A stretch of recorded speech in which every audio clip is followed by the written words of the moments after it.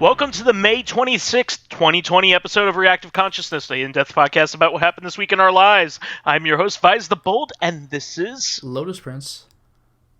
And Dracologist. Good evening, everyone. Welcome Even back. if it's the morning or the midday. To me, night ends when I go to sleep. Fair enough. For me, I am the night. That's true. My dog wears a dog tag that is a Batman signal, so it's pretty awesome. Your dog just keeps summoning Batman for like no reason at all? Well, I mean, they put Batman's like bat signal on like booty shorts now, so like girls' asses are like there's also a lot of potential false alarms for Batman. I've seen it. I've seen the bat signal on booty shorts. I'm just saying. There is this joke image of a bat signal going up and Batman sitting in front of a TV watching soccer, and he like put his hand in front of a powerful light, and he was like, you can see next to the bat signal there's a big middle finger in the sky. Nice. But anyway, just wanted to bring a little bit of levity there, but I think it's funny. I would think it would be really funny for Batman to like come at me with like, hey, you know that symbol that you have on your dog that you like so much? That's because my parents died. Yeah, it's very serious business. Could you not be an asshole and just like frivolously wave the symbol around, please? Can you not put it on your pants? I very much appreciate that. It's so funny. Like, Booster Gold would have no problem with it. Green Lantern, probably not. Yeah, but Batman definitely wouldn't want you to have a symbol on your dog. Yeah, you're not Commissioner Gordon. Fuck off. Sorry, Batman. There is already Ace the Bat Hound. I don't need this. But anyway, that's a real thing. Look it up. No. It's like Streaky the Super Cat. He had a backstory in the Batman for that. Which was it? The future Batman. Batman Beyond. Oh, Beyond. Batman Beyond. Yeah, that was actually an allusion to a much older Bat Hound. That was it one of those like around... Silver Age comics? Oh, you know it. Yeah, where else would it be? Streaky the Super Cat, which was like Supergirl's cat. Come on, like that's the only kind of like bullshit you would see in the 50s and 60s. And then you gotta wait for 70s. Grant Morrison to make them cool. And not even, he's just making fun of them in a very meta way. He'll have them get systematically killed, and you're like, that was a character? Mamma mia! Read the Batman R.I.P. saga, folks. It's a lot of fun. Grant Morrison just takes like all of these like international Batmen, like they have like a Native American Batman and like an Indian Batman and all this other stuff, and they have like an Italian Batman, and he dies in the most unceremonious way possible. Mamma mia, like, come on. He says Mamma mia as he's stabbed in the back. It's really funny. It's one of the funniest moments I've ever seen in comic books, and I did not expect it from Grant Morrison. But anyway, moving on. We have a show to put on. Doom Eternal added de novo anti-piracy measures to what? Anti-cheat, actually. Yeah, anti-multiplayer cheat in this case. Anti-cheat to Doom Eternal, and immedently backpedaled and said they were going to remove it. Well, you know this a little bit. But Doom didn't launch that way. Massive fucking Doom 16 started with the de novo DRM version, and that also had a sort of splashback, like what do you call it? Backlash. It almost had flashback because people. It was basically destroying the what do you call it? performance. It was basically sitting on the processor like a fat cow. Yeah, Denuvo, Yeah, Denuvo's like a piece of shit. what's the general issue with de novo? I don't Yeah, quite well, understand it. because it's fucking cheap apparently, and no alternative options have been made apparently. So this time the news was that de novo gets Doom Eternal gets de novo anti-cheat. Now the problem was not that it was also immediately flagged up when someone recognized that this program has kernel access. Now those who probably are not completely not entirely well versed in like software profession. Kernel access is basically what your operating system has. Yeah, and I have nothing heard else fears should about that. have. So basically, this thing could essentially read everything in from your register keys and your internet connections. And people were pointing it out that this would lead to it would open massive fucking backdoors for people who had malicious intent. So yeah, aside from the whole fact that it's probably going to tank the performance of the game.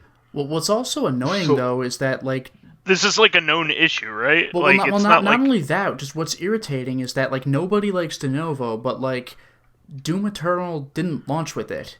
After they a month, it and they're then like, guess what? We're putting it in. Yeah. Really? Yeah, I don't get it. Apparently, there were some people who cheated in the multiplayer because I don't like. There was some issues with the multiplayer; it wasn't catching on apparently, and some people thought this will help. Honestly, I would play Doom Eternal for the multiplayer. I've played it for the single player and the multiplayer is quirky enough to be enticing a little bit, but I would not. I would play with friends and not with just random yahoos on the internet. But yeah, the thing is, the main appeal with the Doom games is their single player. It's not the multiplayer.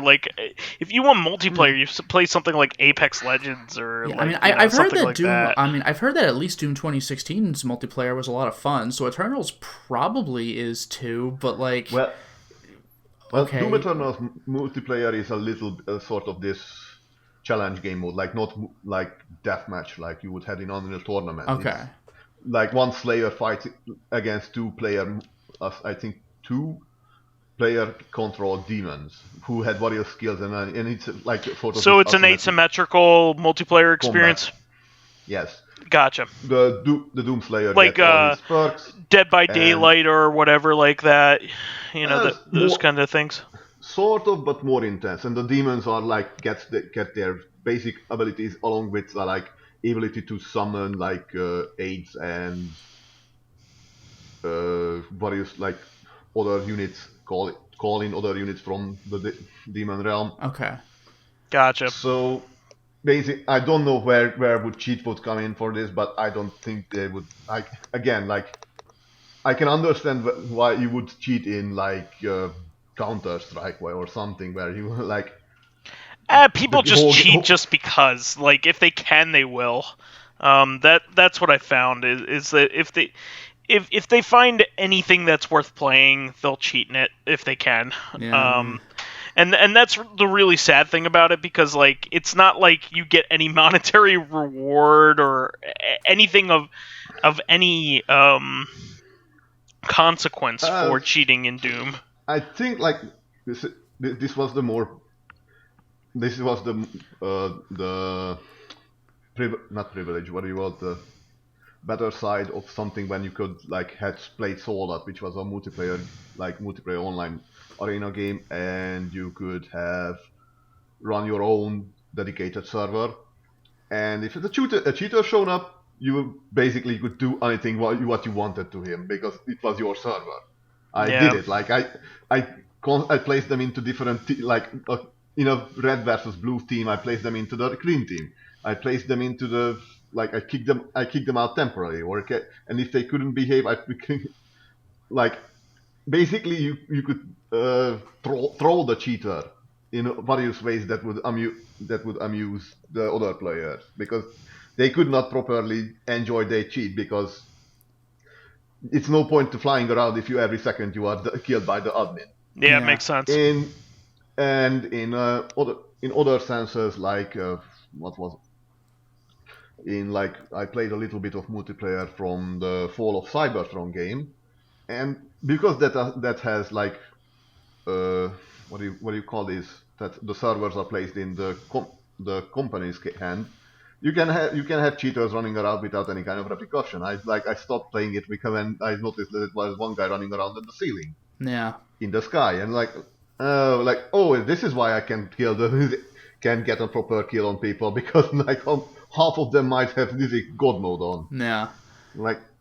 That's a bit sad. Although, speaking of a bit sad, going back to Doom Eternal, like within a week, they acknowledged that they're going to backpedal the de novo thing, like on the next patch. Yes. Which means they spent a whole bunch of money on it and then, like, immediately took it out. Yeah, well, have you tried not putting this piece of shit into your game? I guess you have, like, actually.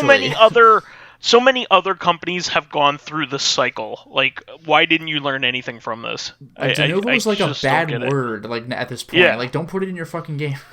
Yeah, exactly. I don't understand why companies keep going for it. Poor management control, when it's like, hey, can we have a cheat problem? Do you know like something to do with it? I know something. I'll be right back. Then someone that tells to another person, then another person, and then little Timmy at the server room tells you that use this. That worked for me. Yeah, it's dumb. It's ridiculous. And then you now have people. Well, remember when we talked about review bombing? Yes. Yeah. It happened to Doom Eternal, which was... Well, they deserved it in this case. Like, that's just like a straight-up universal problem that, like anybody can rally behind. Like, any customer, you know? Suddenly, like, lot of red happened in the reviews, and this time with the validation of like basically adding this rather faulty program to a very excellent game, mind you. Yeah. Again, kernel access. Those who know what I'm talking about probably would turn pale from that concept. Yeah, it's probably military related, being kernel access and all. But anyway. Well, kernel is actually. It's kernel, like Karnnel. Yeah, like the popcorn. Dracologist, that was a pun. Yes, I'm very well aware. I'm just shutting you down before you try more. Kernel access sounds delicious. Oh well, it sounds like it sounds very corny. But anyway, that is actually the name of the bad guy in Tron 2.0. What, Kernel? Yes. That's pretty good. Literally the Colonel. Like K-E-N. Yeah. K-E-R-N. Yeah.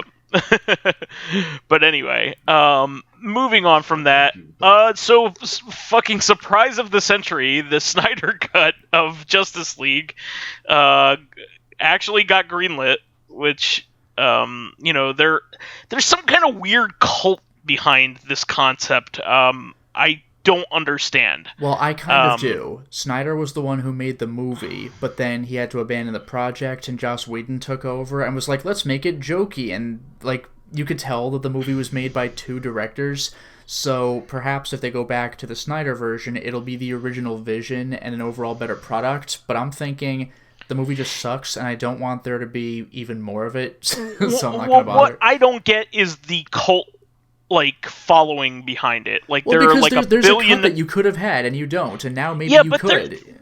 There are so many people that rant about this like every day on Twitter, like every day. Well, and you know what they really need to do is release another version of Blade Runner that we haven't seen. That'd be cool. I mean, I would like that, but I'm not going to rant about it every fucking day on Twitter until it happens. Like, wouldn't what you the hell? Wouldn't you like a 50th version of Blade Runner? No, because the last one that released was supposed to be like the last one, and it is the best one. Well, yeah, but there's only 49. There could be 50. First of all, there are 5. Normally there are 1 or maybe 2. Fucking 5 is absurd. But that is not the director's This fault. one with an UFO ending. That's not the director's fault. There was a lot of executive meddling there. I want the version without the Legend clip, but with Harrison Ford's bad narration. I just want it to be the bad narration over the Legend clip. I saw a unicorn in my dream. I wonder what it meant. Debronzing process. But watch Tim and Eric's early show, folks. Tom Goes the Mayor. But anyway, apparently this is a big thing, and what is this coming to exclusively to Hulu? Is that, or no? Is it HBO Max? It's HBO Max. I think it's coming to. And because HBO Max is run by WB, Warner Brothers, so that makes sense. That's Warner Brothers' platform. And it's supposed to be, I think, a 3-hour-long cut, and they're trying to see whether, like, they want to display it as like a kind of like a TV show in parts or not, something like that. It's supposed to be long. Apparently, Snyder went back to them and said, "Hey, I want to like film. Like he wanted to have an actual budget to film additional scenes. So a legitimate Snyder cut, the way he wanted it, may not have ever existed. His like original vision may not have ever materially happened. Might have just happened on paper. Well, yeah, because like he looked like he was making a super serious movie, but then you have like the brighter costumes. You got a lot of jokey parts. Like you could probably tell which parts were Joss Whedon. Yeah, I'm in the camp that Zack Snyder has made probably like 2 good films at best, 300 and the rest and of Watchmen. them. Exactly, and they are straight up adaptations of people that of comics that were already really good. Yeah, exactly. 2 of the best comics ever made. Let's just put it that way. Are they? I never read 300. It's really good. In fact, but it hasn't aged well. It was really good when it came out. Let's say that. But when you look at it nowadays, it's very anti-Muslim. And I can't believe you're saying this coming from a Frank Miller comic. It's not rivaling Holy Terror. I don't think anything, including Nothing. Actual propaganda, rivals Holy Terror. Holy Terror might be the worst comic ever made, and that's saying a lot. Because for something to be truly that awful, it has to be, number one, on purpose. Yeah. Like it has to be something that was done in total sincerity, and it was. It has to be an incredible letdown, which it was. This is by one of the greatest comic book authors of all time. Like in order for something to be truly, truly awful, it needs to have some kind of cachet behind it. Because it needs to be a letdown. Speaking of which, could you imagine if that had actually come out as intended? As a Batman comic? As intended? Oh my god. That would have made the fucking news. DC made the best decision in the world to be like, no, fuck off, go do it somewhere else if you really want to do it. And then somebody was like, yeah, we'll do it. It's Frank Miller. He's made good stuff. That's the surprising part. That's the surprising part. But 300 has very bad anti-Islamic overtones, and also like very bad like misogyny issues. All of his books have bad misogyny issues. But but it may be the worst, other than maybe Holy Terror. At least in Watchmen, the guy's supposed to be a piece of shit. But like Sin City has bad misogyny issues. That's not surprising. Yeah. Daredevil, even all of his really good Daredevil stuff, most of it has really bad misogyny issues. That's just him. But yeah. Anyway, about the Snyder cut. Zack Snyder, I'm not in the opinion that he is a very good director, and so I don't have very much faith that whatever he had planned was probably better than If what I came may, out, but I don't have a lot of faith in it. I would say that, like, I think it would be more consistent and less Yes. chaotic and jumping all over the place. Like, Yeah, like I said, it's uh, probably better, but not like what people want. So, okay, so the movies he's directed, Dawn of the Dead, that is considered to be one of the better remakes I like that all right at the time. Yeah. So, that is successful. That's his first movie. 300, considered a good movie, and it largely is. The Watchmen thing is with probably... 300 still looks gorgeous, but now that he's released other movies that do the fast motion, slow motion, like if you go back to 300, You're tired of it. Yeah, like will you still be impressed if you watch 300 again? It was of its time. In its time, it was revolutionary. Let's just put it that way. Yeah. And you can't. It's like wire work and Crouching Tiger, Hidden Dragon, or The Matrix. You can't fault those movies for inventing something that was used poorly by everybody else. Even when Crouching Tiger, Hidden Dragon came out, like when I first saw it, I was like, why is everyone so... Not for me. I was like, everyone's so goofy floaty. It looked so weird. I didn't like it. I still don't think it's that good, to be honest. Like, there I are know some that good movies, scenes. I know that some movies have wire work, and you're like, oh, I think I could see how he's getting pulled by wires. But Crouching Tiger, I was like, really? They're just floating like it's a stage play. Once it gets to like floating in the trees is when I dip out. Like everything else looked good, but the floating in the trees, the love stuff in the trees, I couldn't deal with the floating in the tree. I was like why does everybody love this movie? I should watch it again because I saw it like 15 years ago, but I was like, well, no. Yeah, let's see here. Legend of the Guardians, Owls of Ga'Hoole. Nobody remembers that movie. Sucker Punch is not good. Sucker it's Punch just is all style, zero the substance. Movie.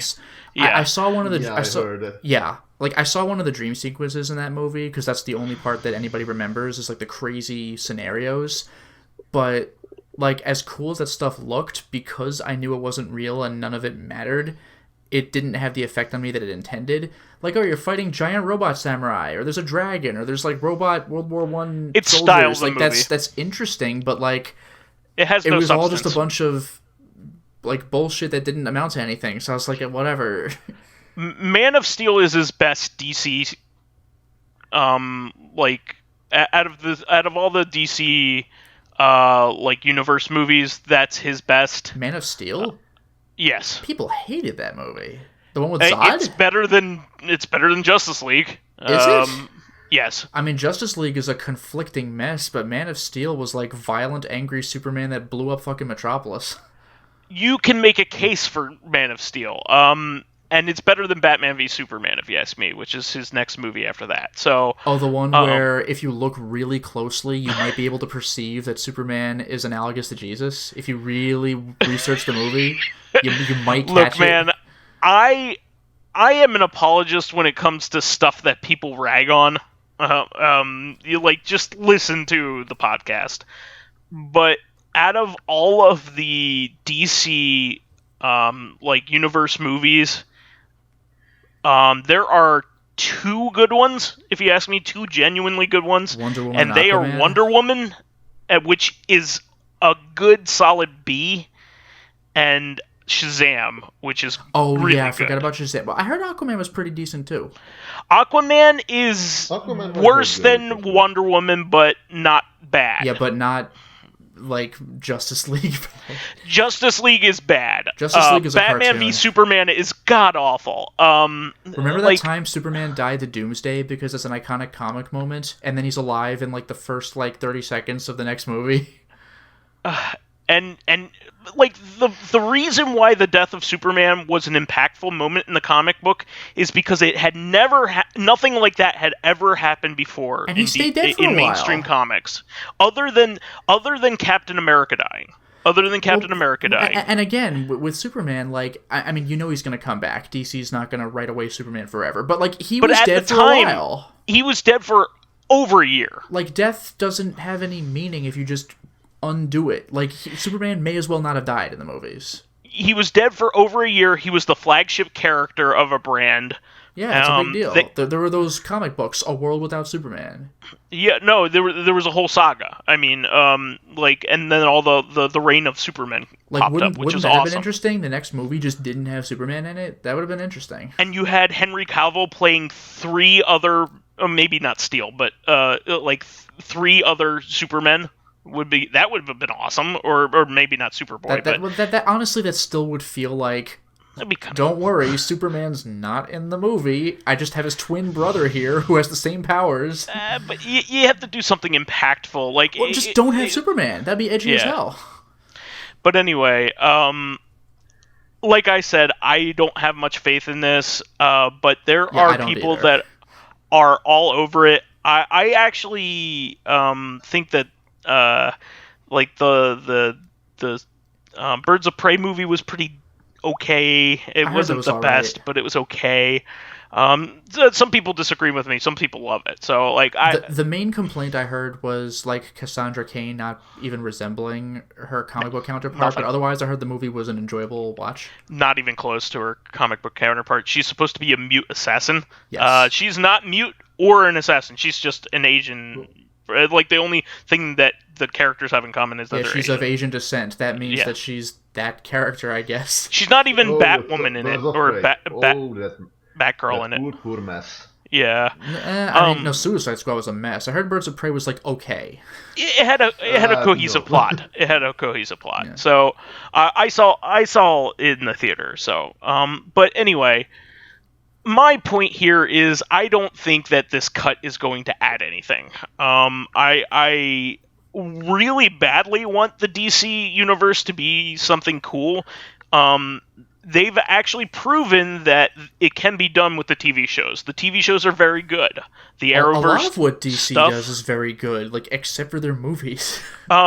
In fact, I am a DC fan over a Marvel fan in the comics. I love DC comics. I have way more DC comics on my wall than Marvel. And I started off as a Marvel fan. I'm a converted DC fan. And and it's mostly because of their Vertigo output.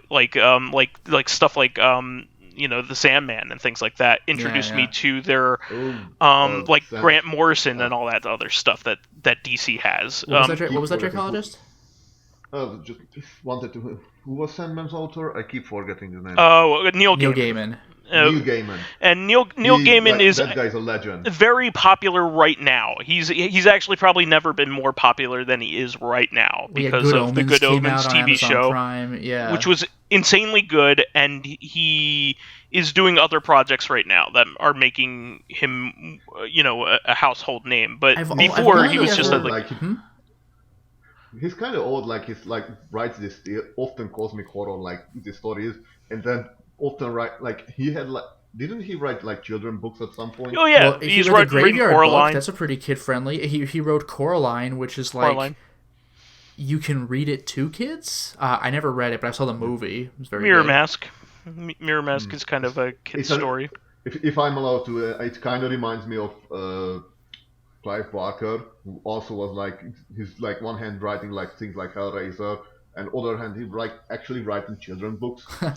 I did not know. Yeah, Tony Millionaire does that too. I mean, some of Tony Millionaire's best.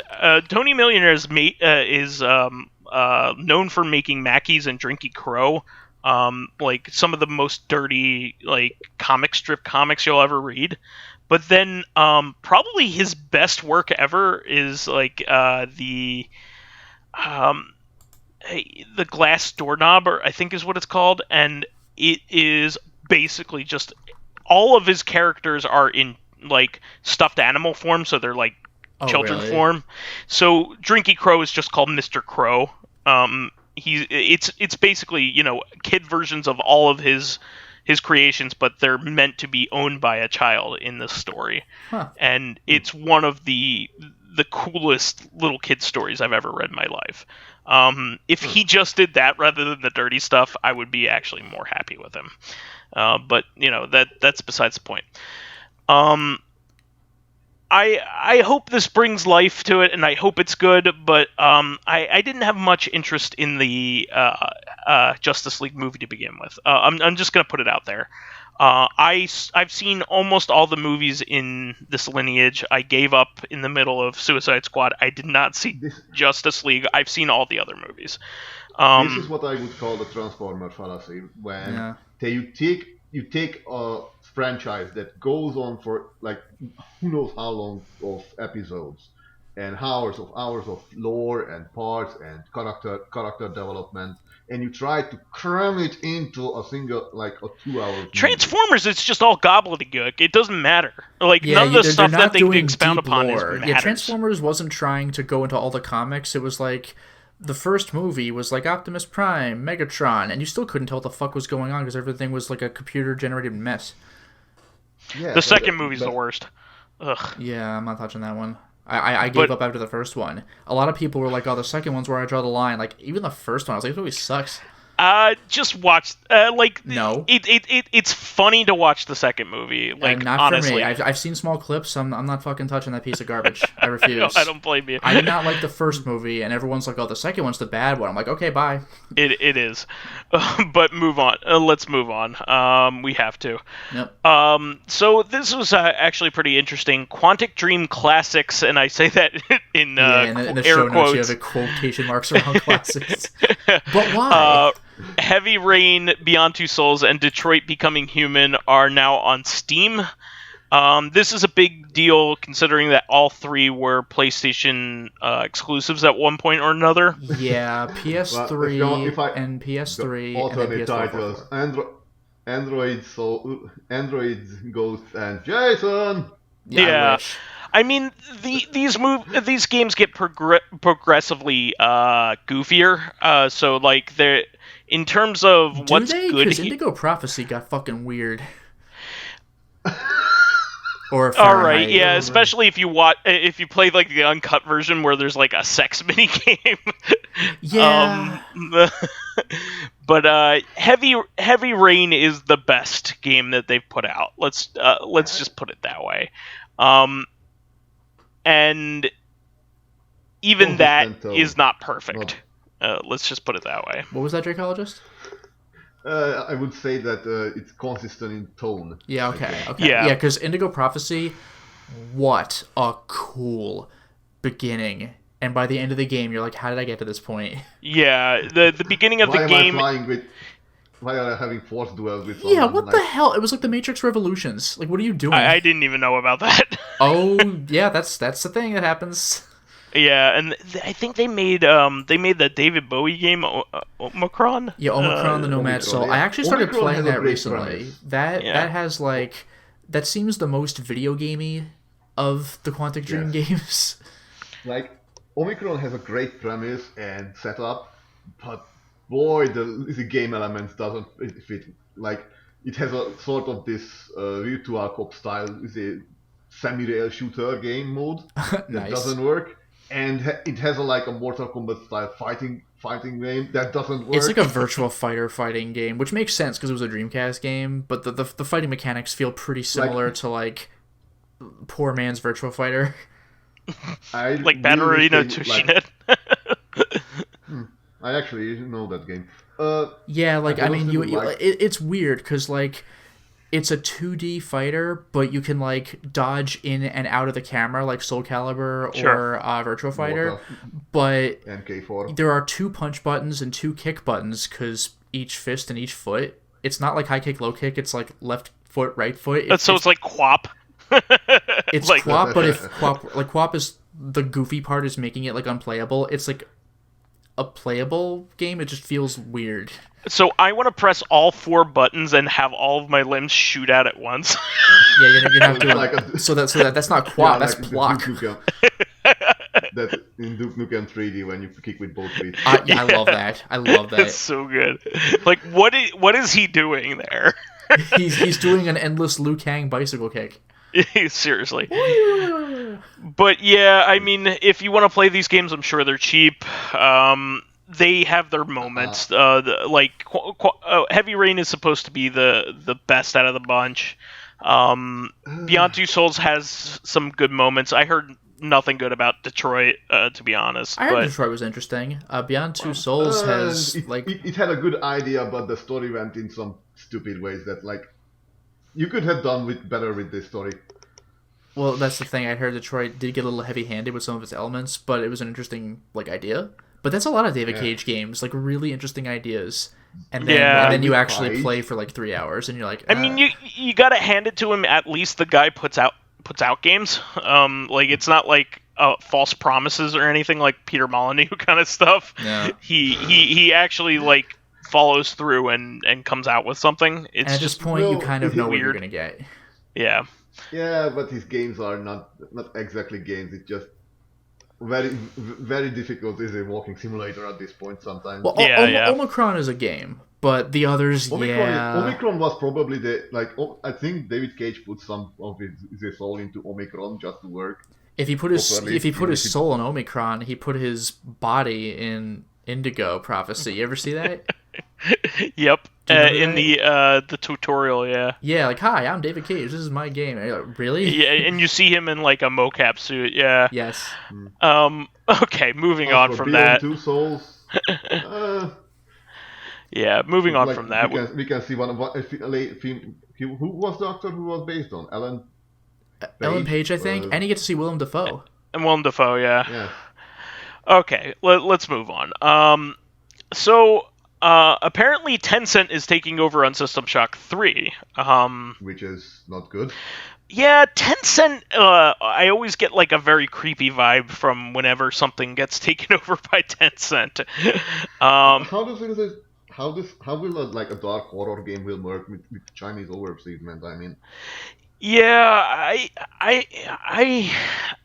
I feel like they're a stand-in for the Chinese government, and in some of the ways that they act. Also, why did they take interest in System Shock 3? I think they just are kind of spitballing. They're taking if you take a look at what they're involved in, it's recognizable properties. Everything. Yeah, it's any recognizable property that they can get their hands on, they get involved with. They just hired Hideo Kojima's right-hand man for the last 10 years since Snake Eater, I think. They just hired him to be one of their main guys. Yeah, I don't know what you think about this, Lotus, but it's kind of a strange. Well, I just get nervous whenever anybody takes over a pre-existing project. Yeah, me too. But don't worry, we'll do it. I very much doubt that Tencent has here's the thing about cyberpunk stuff is it's supposed to be highly critical of society and political things that are going on. By its nature, real cyberpunk is noir, but in the future. It's a crap sack of a world. There's technology, but it doesn't make your life better. And in fact, there's more oppression than any other era, according to it, because you should see the newspapers in Omicron. The articles you read is whoa. Yeah, it's basically techno-fascism is taking over the world. A corporate nightmare, I would call it. Yeah. Whatever you want to call it, it is extremely restricting. Even though you have more abilities, you don't. You don't have more freedoms because of it.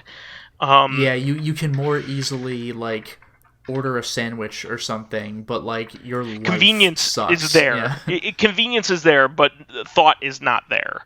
Yeah. Hunger is still well and alive, even though there are no animals in most cyberpunk. Free will and life are bought and sold commodities. Commodities, thank you. Sure. No, you're exactly right. To take a line from TV tropes, the world is a crap sack. That's what you should always keep in your mind. Nothing is good. Yeah. Incidentally, that would say that in System Shock, it is not exactly like the Neuromancer Cyberpunk. It's just more like that. That's the setting, but the setting is but where the game is playing is on a space station, and there is it's a more of an experiment gone wrong type of Yeah. Yeah, but like the way that the main character gets there is via this kind of techno-fascism that we're talking about. Like it is not devoid of these themes. Obviously not. It is a most cyberpunk. It is a total commentary on freedom and your ability to think and do what you want. Hence, if you ever play Bioshock, which has the same themes. So, yeah, exactly. Dracologist just put Shodan in there. I mean, Shodan and who's the bad guy from Bioshock? They're exactly the same. Well, there are multiple. Atlas. Like, I mean, Andrew Ryan was the Ayn Rand character. Yeah, his name is reminiscent of Ayn Rand. Yeah, Andrew Ryan. I'm not talking about the fountain gun La Fontaine. That's another one of the bad guys. Frank Fontaine. Yeah, Fontaine. But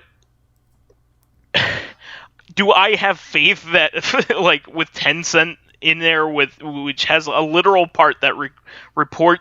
I'm not even. This isn't a conspiracy thing. All Chinese companies have a part of the Chinese company that reports directly to the Chinese government. This is a thing. I don't trust it. I don't trust it to have good commentary. I don't trust it to have. I expect it to be bland at the very least. And stifling at the very worst.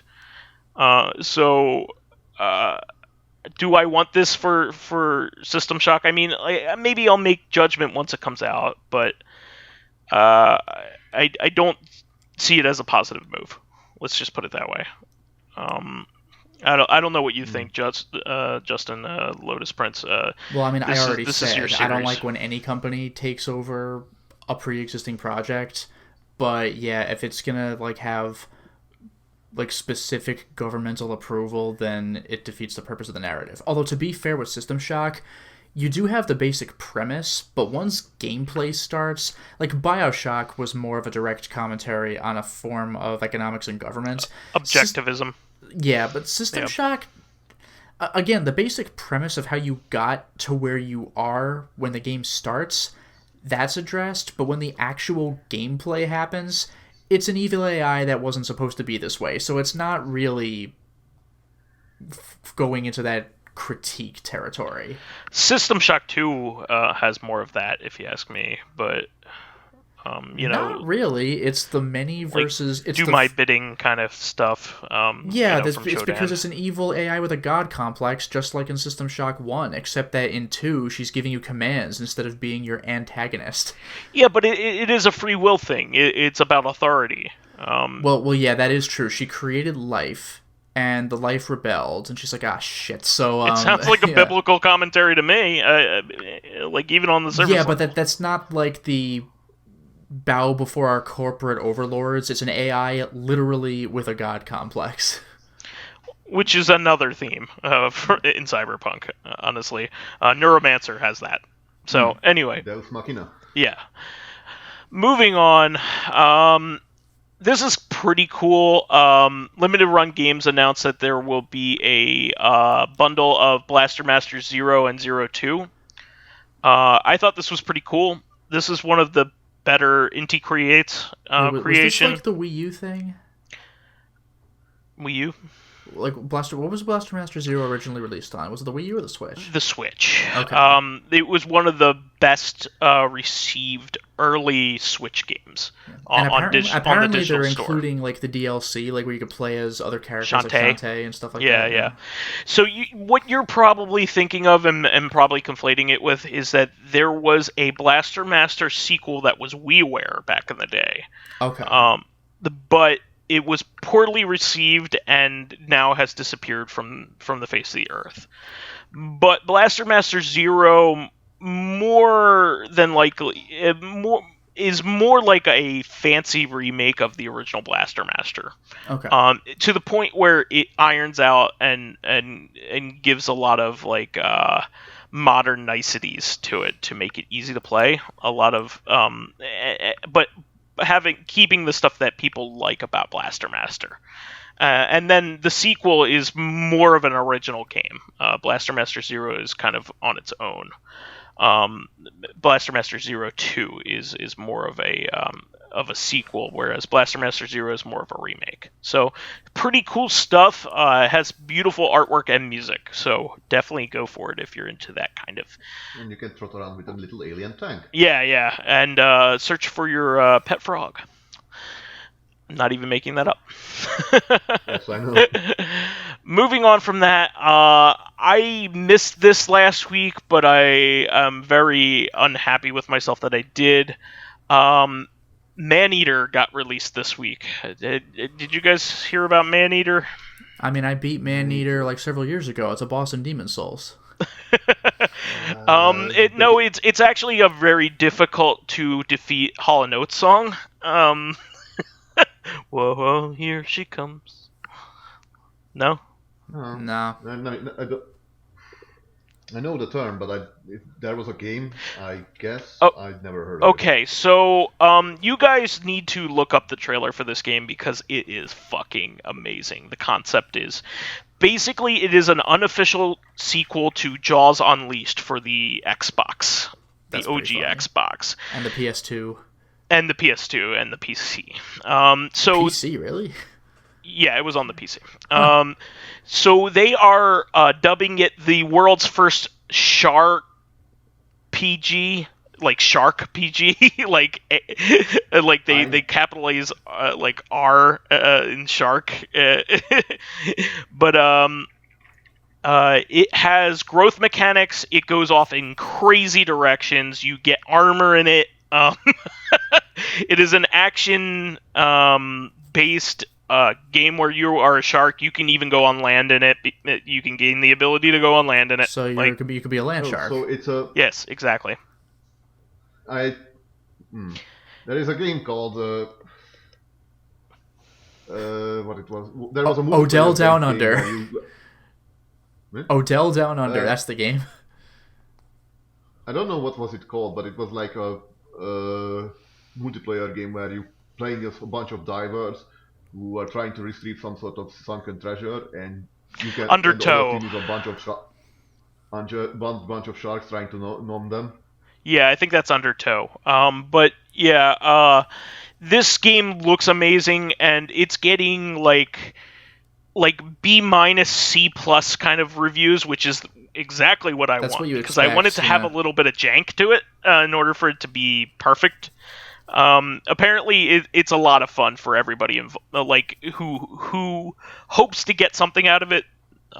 Like if you go in expecting a lot of like goofy bullshit fun, it's in there. And it has some crazy mechanics in it, and it's supposed to be a lot of fun. So, like I said, you can even start you get like alien technology in it. Like it goes off in all kinds of crazy directions. You can become a vampire shark. Yeah, like crazy shit. I'm like people are saying that it's like if it had come out in like the PS2 or PS3 era, it would be like a AA game rather than like a AAA game. You know what I mean? Like, yeah. It's not necessarily the polish of a AAA game, but it has that like experimental feel, but has enough money behind it that where it seems like it's actually like has something there. So people are playing it, and a lot of people are really loving it. Critics are okay on it, but they're not like the thing with critics is they're objectively looking at it. They're not just saying this thing's fun as shit. Like, you know, like the craziness of it and everything add to it. So it's supposed to be rewarding. So I'm definitely going to pick it up at some point. But moving on from that, it probably would attract the people who like kill all humans, or what was that? Destroy all humans? Destroy all humans. Yeah, goofy humor, you know, like sandboxy kind of bullshit, you know. But it looks like fun. And it also has some like physics jank to it. It just looks like a blast. Moving on from that, I did want to go over some classic gaming news. So the Sega Saturn port of Castlevania Symphony of the Night is famously poor. It has some cachet because it has some modes that the PlayStation version does not. Like you could the play as Maria Maria. mode. Yeah, you could play as Maria when you couldn't play as Maria in the original. It also has 2 extra sections of the game that do not appear in any other version of the game, even to this day. And it has some like unique enemies that populate those areas, but they're considered by fans of this game, like super fans of this game, to not be worth your time. Like if you're going to play Symphony of the Night, a lot of fans actually say play the one that is currently on PS4.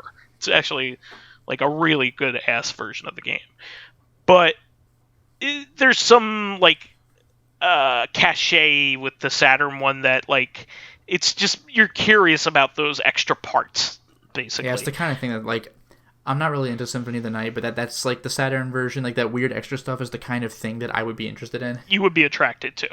So there is something behind it, and one of the things about that version of the game, there are 2 major problems with it. The first is that it has very weird scaling. Like the backgrounds do not match up properly with the shapes of the foreground, so therefore everything is off in terms of pixel scrolling and things like that. So the game does not look right when you play it. It does not look like the PlayStation version in terms of aesthetics, because it's off. Like the graphics are just off. That's a killer. What's up? That's a mood killer. Like, Yeah. Lacking art consistency is really bad in some games. Yeah. It just has some issues. It always feels like a hodgepodge. Yeah, exactly. It takes you out from the immersion. It feels like a Frankenstein's monster of a game. Like it was not overseen. It's not overseen by Koji Igarashi, so like it doesn't have the care behind it. Not because he buggered off to make his own thing. No, but like the original port of this was when he was still working at Konami. Like he could have had, involvement in this, and he did not.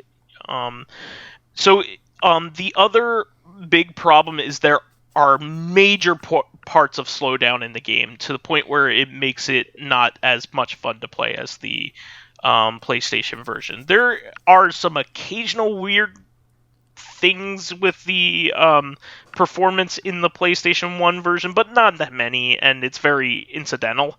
The Saturn version has it throughout. It is not a well optimized game. So what somebody did was they went back and had the game use the 4 megabyte RAM pack that is used with Capcom fighters primarily to add like extra frames of animation and make them smoother, and basically gave it the option to use that to its advantage, and apparently it's all smoothed out.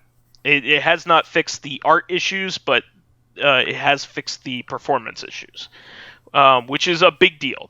In fact, I was going to bring this up a little bit later, but they are doing this kind of thing with Super Nintendo games right now, which I think is really fascinating. They are, for instance, Gradius 3 famously has a lot of slowdown on the Super Nintendo. Gradius 3 is a great game, but it does suffer a lot from slowdown because it is a very early Super Nintendo game. What they did was hackers have reprogrammed it to use the same chip that Super Mario RPG has in it. It's called the SA1 chip, and also the Kirby's Dream Land 3. And those chips are extremely powerful compared to the base Super Nintendo games. So it gets rid of all the slowdown in those games, and they've been adding more and more games that utilize this and perform better as a result. Mega Man X just had an SA1 hack you know what my released, immediate cool. thought for Mega Man X is? You know, in Launch Octopus's level, that long underwater dragon that when you kill it, like all of its pieces fall down and explode. The game very obviously slows down at that point. So Yep. if you could get a smooth version of that, that'd be pretty cool.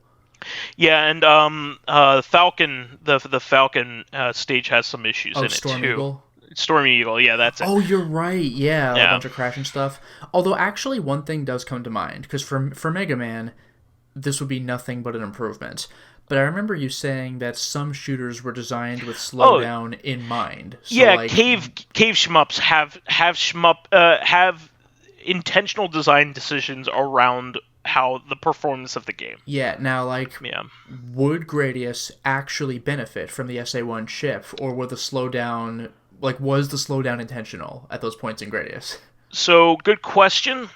So you could make the argument that the slowdown makes it a better game. However, it was not intended that way. Okay, because that's the big question, yeah. the arcade version of Gradius 3 does not have those issues, and it is a Okay. port of that. Okay. So it is not built around that slowdown that you're speaking of. But that is a good question. For a cave game, you would not want it to eliminate. Yeah, now the game's just the way slowdown. harder and you have no reflex Well, split time. not even that. It may be impossible because you don't have You like gotta maneuver those in such a those specific things. way, like very subtly. Yeah, like those games were made specifically in a very, very precise way. So any change in them at all can make the game impossible to play as intended. So, but I think this is a really cool time in retro gaming because a lot of these games were really great, and maybe a remake isn't even necessarily. All you need is something like minor performance tweaks, and I think this is even cooler because people are doing things to these games that the original cartridges couldn't do, and Yeah. objectively makes them better. Yeah, that is great. And it's exactly the same otherwise. All of the design is there, all of the music is there, but they are just improving the performance, which is something that you couldn't do from a bare cart. You would need to flash. You need a donor cart or something reprogrammed or a flash cart in order to play this. So I think it's super super cool. It's a really cool era in this game in this time frame. And going along with that, I have recently been getting into the Mister project. I've been talking about it more and more, but I finally built my Mister. I did it this weekend. I'm holding it up to our webcam here. You can't see it, but our members can. But I finally put it all together, and it is pretty awesome. It's an FPGA system that can do hardcore. It can do FPGA simulations of all different kinds of hardware, and they finally put the PC-88 in there. One of the things that excels at is old school PC games, old school PC platforms, and like the MSX and things like that.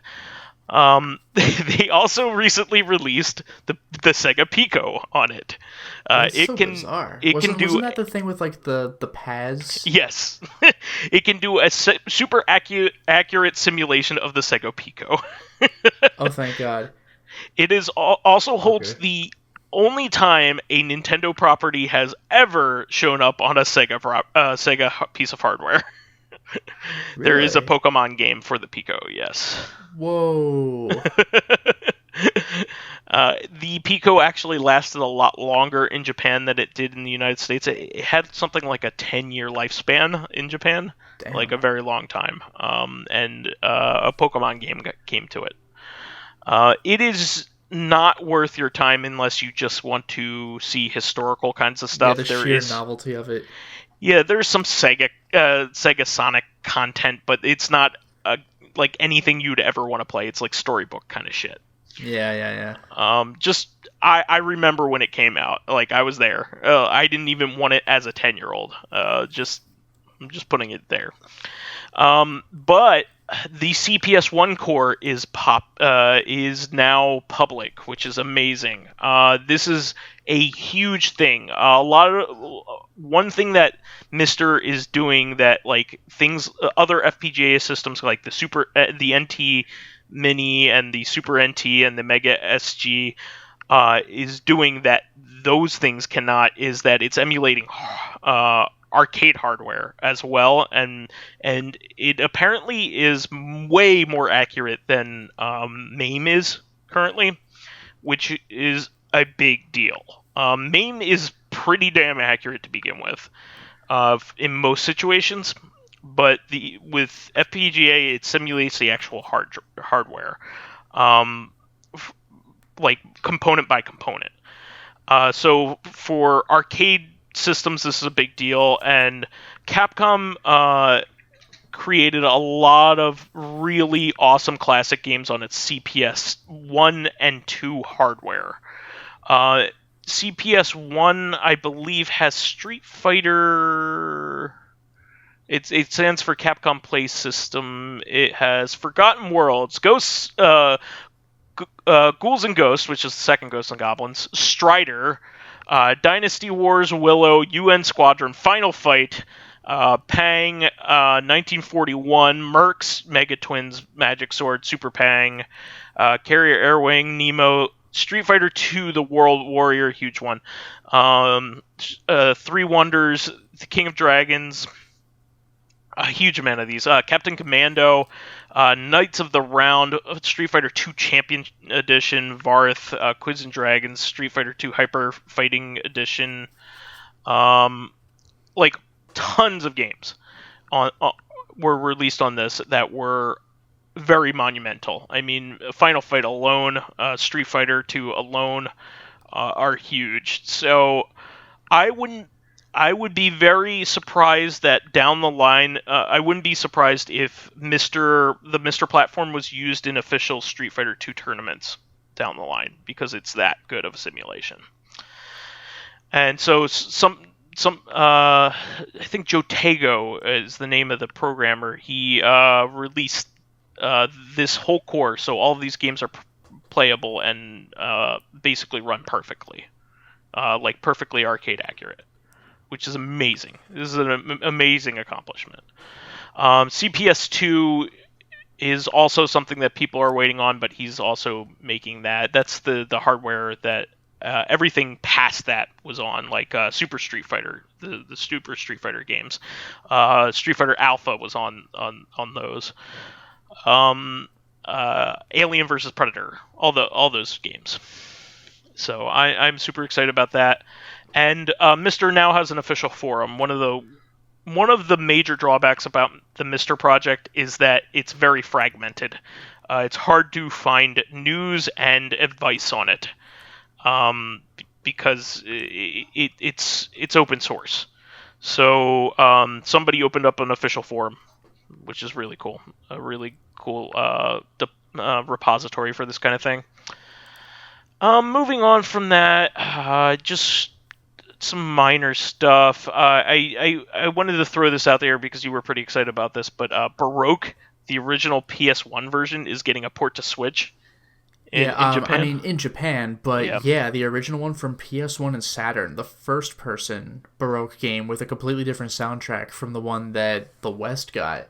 That's just, like, not even the fact that it's the original game, just anything Baroque. I can't believe they're coming back to that. That's kind of interesting to me. Considering we have a revival of the whole roguelike games, why not? I guess, but even for roguelikes, Baroque is obtuse as hell. Yeah, I wouldn't be surprised if this one came stateside, because even a lot of the more... there are very few Japan-only Switch titles. Very few. And they're, like, in terms of notable stuff, like, there isn't a whole lot out there. There's some off-the-wall stuff, but, like, this is something that has fans here in the United States, and certainly something that Lotus would buy if he had a Switch and it was in English, right? I don't know. I don't even know how much I would play it, but I'd probably pick it up just to make Yeah. a point. Mhm. Now all they need to do is release that Baroque like adventure game. I forgot what the deal with that was. There's If it was like a a typing PS1 or game phone or too. something. Yeah, there's like a typing game Yeah, it was too. a weird typing game. Yeah.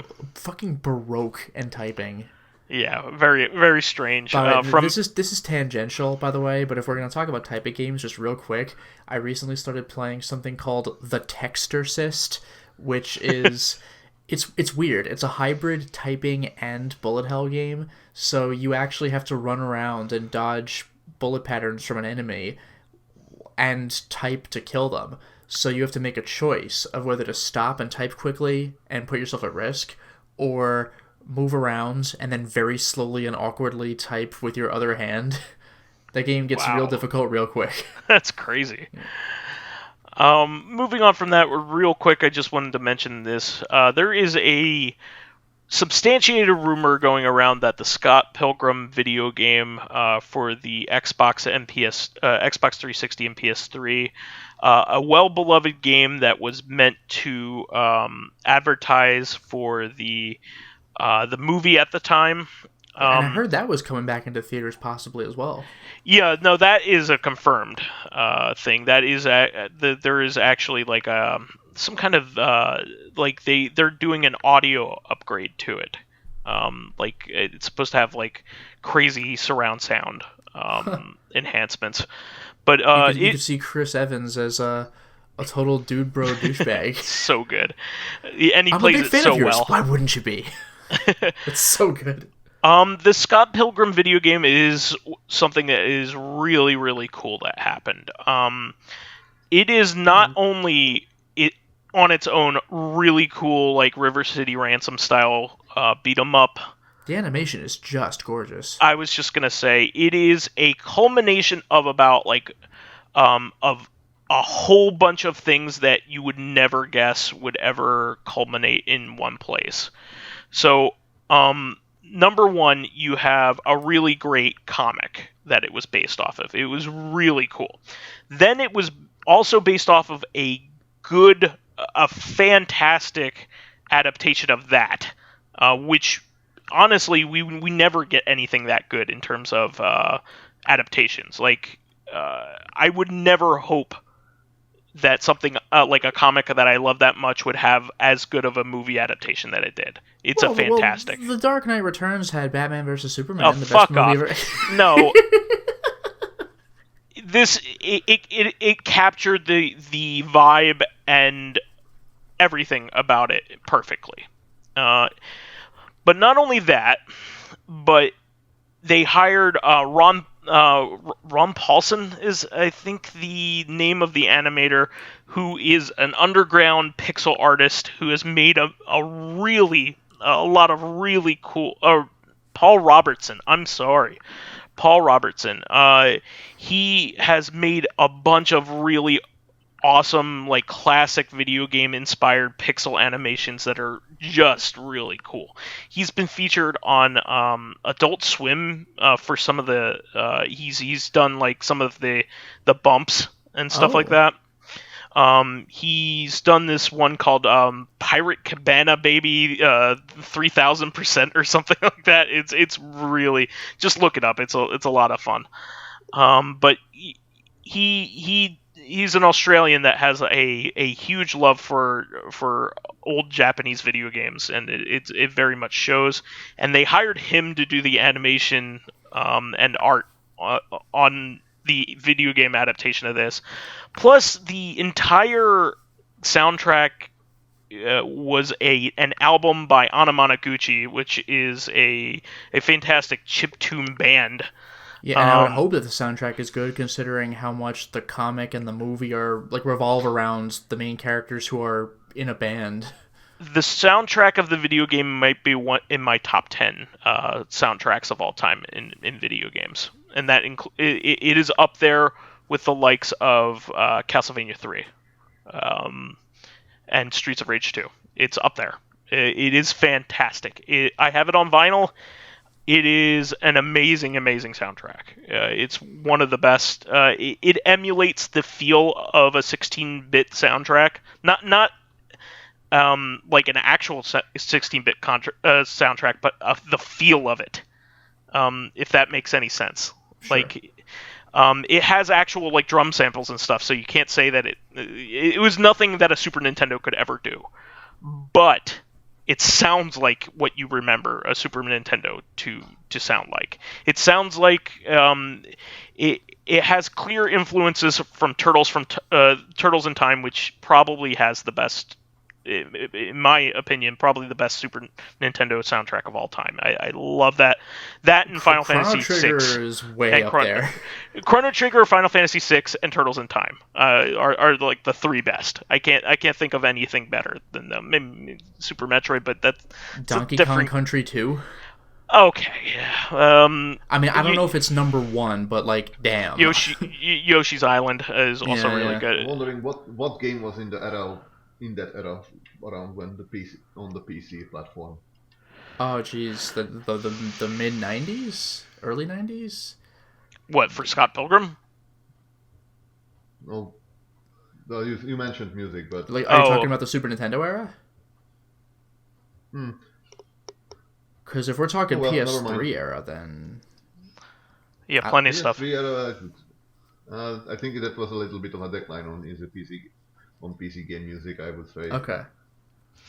But at any rate, all of those things culminated into one thing and made a fantastic product that I could never have even asked for, because I wouldn't ever expect to get it. Like, all of these things that I liked all came together. And I hope it's true. So, like, apparently, Brian Lee O'Malley, the author of the comic book, said, re-release this Scott Pilgrim game, with hashtags and all that kind of stuff, because he has expressed his want for this to happen before, but Ubisoft, unprecedented, like, tweeted back with like an looking emoji. Okay. So Ubisoft typically has been silent on stuff like this, and they wouldn't comment something like that unless something was in the works. So by the way, you heard about Ubisoft's tournament? Is it malarkey? No, I don't know anything about it. You have to read up on that. It's kind of crazy. We'll do. Maybe we'll report on it next week. Yeah. And we have one final thing here before we wrap up. We're running a little late here.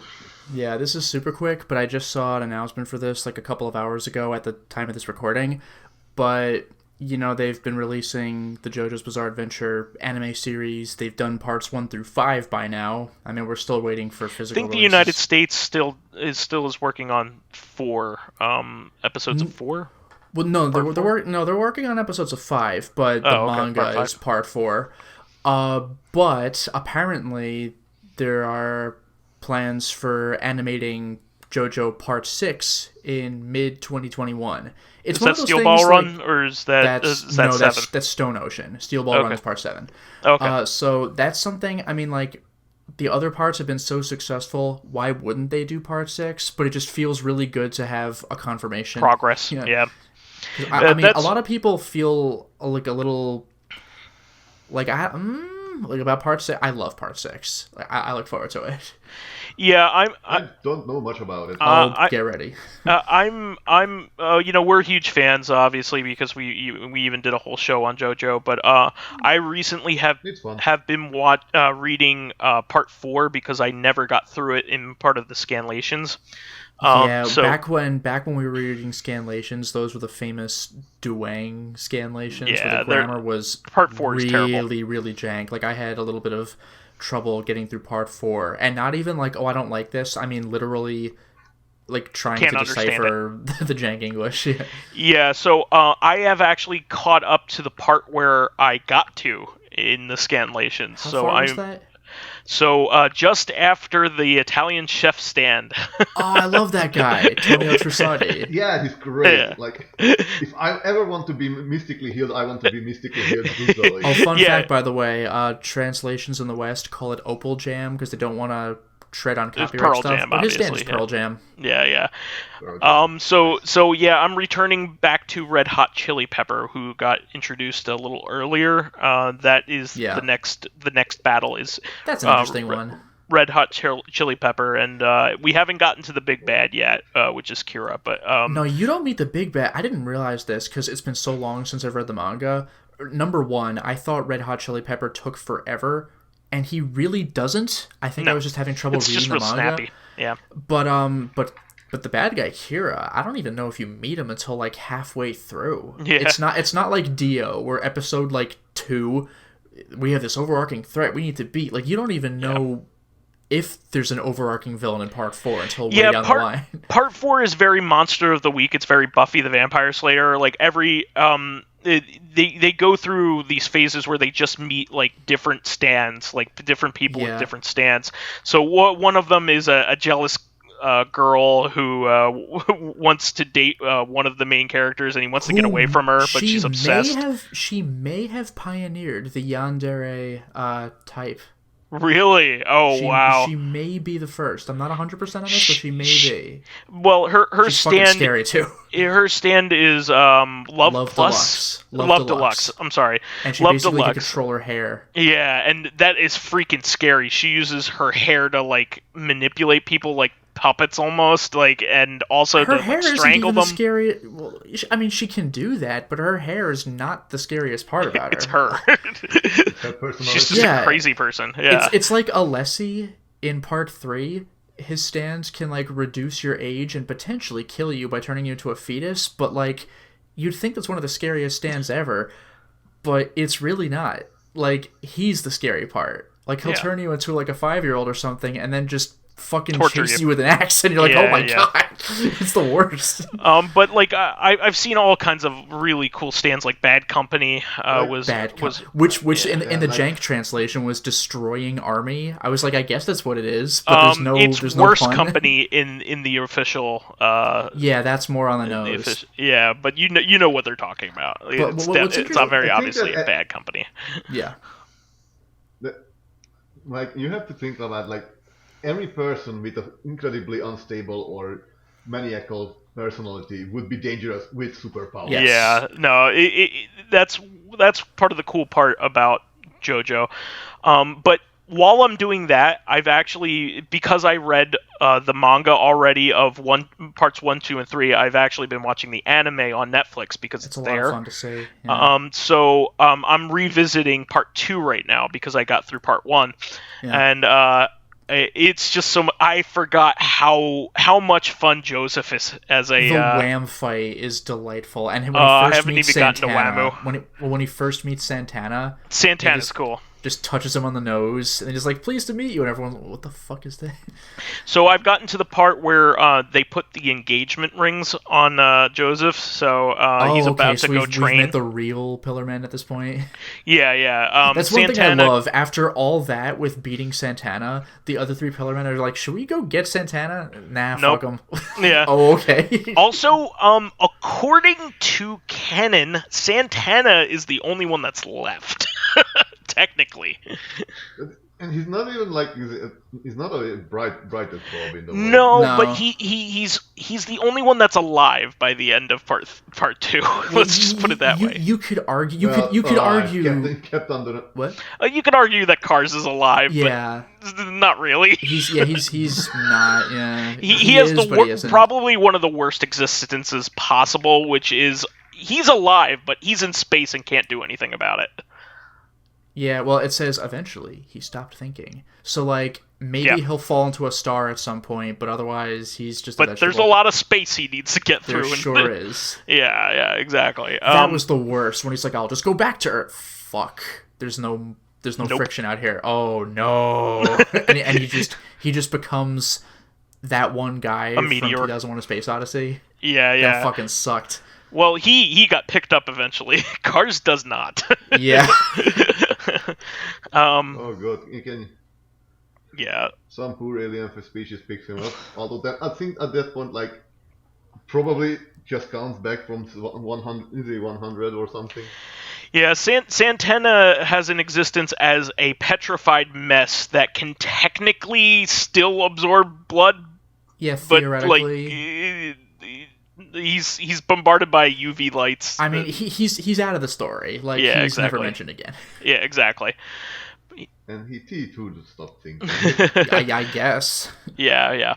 But anyway, let's finish up this episode. We've gone very long here. The only thing I'll say, by the way, is that as fun as Joseph is, he is probably tied for my favorite JoJo because he's my favorite main character. Part 6, so Jolene, she's freaking great. He's just a goofy smartass, and like all the other ones are very stoic. What I like, by the way, is that a lot of that's still translated into his old man Part 3 form. Yeah, he's still going like, "Oh no!" Like when he goes up against the strongest bad guy ever, he's just like goofing off and hitting himself in the face on purpose. Like it's just really fun. But anyway, that is the show for this week. Please remember to subscribe to the Corrective Consciousness YouTube and SoundCloud pages. While there, please give us thumbs ups, likes, and 5-star ratings on iTunes, even if we've taken up 15 more minutes of your time than usual. It helps promote and spread awareness of the show, and any bit of encouragement helps keep the show going. You can also catch us on Thursday for our sister podcast, Corrective Consciousness, the podcast where we explore the inanity of pop culture. We're going to go over video games inspired by novels. Finally, you can friend me as vysethebold on pretty much anything. And you can follow me on my YouTube channel, Lotus Prince. You can hit me up on Twitter at Lotus Prince. And finally, if you are interested in seeing my videos early, getting in on exclusive live streams, selecting upcoming games for me to Let's Play, and I'm working on one of those right now, I'll reveal that when it gets closer to being released, and getting in conversations with me and other patrons on Discord, then perhaps consider swinging by my Patreon account, which can be found at patreon.com/lotusprince. And you can find me on Skype, Steam, and on Discord. All right, well, we will catch everybody on Thursday for another episode of Corrective. See you then. Until next time, everyone. Good evening. Bye-bye.